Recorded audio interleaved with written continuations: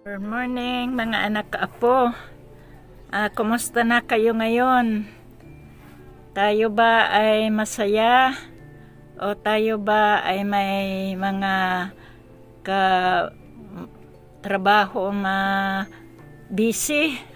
Busy sa araw-araw natin na pamumuhay, sa ating mga hanap buhay. Kaya mga anak kaapo, mayroon na naman tayong babala. May mga babala ngayon na panahon, mga anak kaapo. Kaya kailangan tayo maging maingat sa mga panahon. Makita natin marami ng mga kabalaghan. Kaya kailangan talaga tayo maging manalangin sa ating Panginoon. Kaya kung makita natin sa mga balita, sa airport, may nakita tayo. So ito minsan mga gawa-gawa lang to. Ginagawa nila, may mga na kasi masin ngayon na ginagamit, fake news, fake na mga mga karanasan. Kaya maingat tayo dito mga anak apo.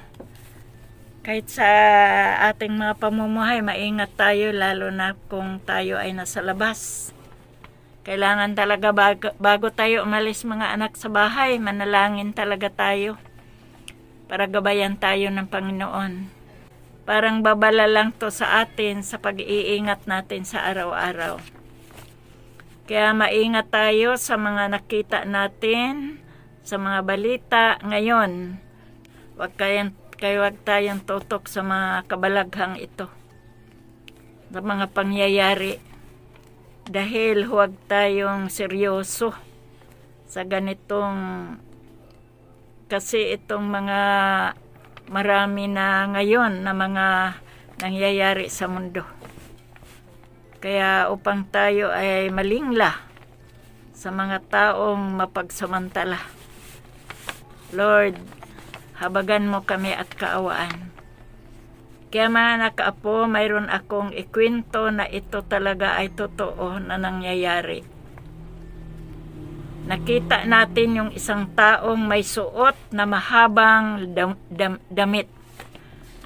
Ako nakita ko talaga ito sa physical ko na mata. Na makita ko na nakabalot yung ulo niya ng tila na may dalang basket na buli. Tapos pumasok siya sa isang tindahan. Ang ginawa niya, humingi ng 10 piso lang. Ang ayos niya naman mga anak apo, hindi siya lalaki. Talagang ang ayos niya, babaeng babae. Kaya hindi ka matatakot sa kanya. Pero pakinggan lang ninyo tong salita na to. Mga pangyayari na ito. Pumasok siya sa tindahan, humingi ng 10 piso lang. 10 piso lang. Mabuti ang kahira, hindi nagbigay na. Nagsabi niya, wala siyang pera. Wala yung may-ari, wala siyang maibigay. So nagalit yung tao na yun. Sabi niya yung tao, sabi niya sa kahira, what kind of business this one? Small amount you cannot give me? English speaking pa siya. Tapos galit na galit siya. Nung paalis na yun siya, kasi pala ang teknik itong tao na to, pag nagbukas ka ng kahira o magbukas ka ng wallet mo, talagang aagawin niya or hold upin ka niya. Kaya maingat talaga lahat ng mga tindahan ngayon, lahat ng may mga negosyo. Talagang maingat kayo sa mga taong ito. Na ang ginawa niya, kung magbukas ka ng registered cash registered mo, talagang hold upin ka niya. Kaya ingat kayong mga anak apo, lahat ng mga negosyante ngayon, maingat kayo. Itong tangi ito na nag-travel ito siya sa pagdating. So nangyari na ang taong ito nung dumating siya sa Cagayan de Oro, nabalita na nahuli pala ito tao na to kasi nang hold up. Yun, naka-hold up siya, huli siya ng mga pulis. Kaya tinanggal yung takip sa ulo, ito pala ay lalaki. Pero ayos niya, babae. So yung ano niya, dala-dala niyang buli. Alam niyo yung buli?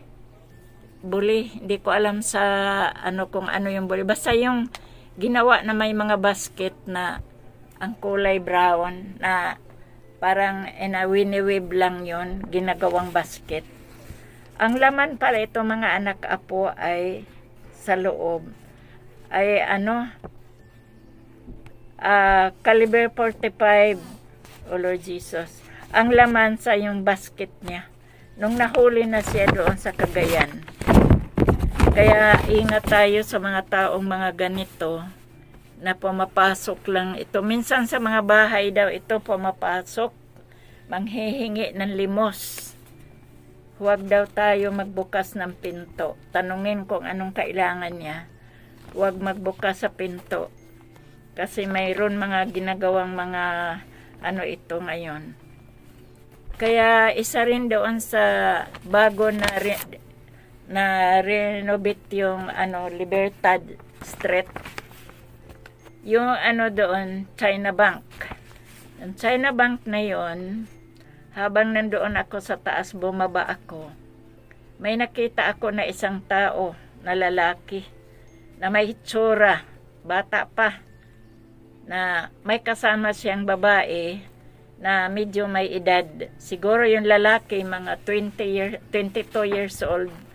Yung babae siguro mga 35 or 30 o ganon. Nung pagbaba ko sa China Bank, sinalubong ako ang sabi niya, "Ate, ano ang alam mo na pinakasip na bangko?" Gulat ako, "Anong pinakasip na bangko?" Sabi ko sa kanya. Sabi niya, kasi may malaking pera daw sila na gusto nila malaman kung saan yung bangko na safety.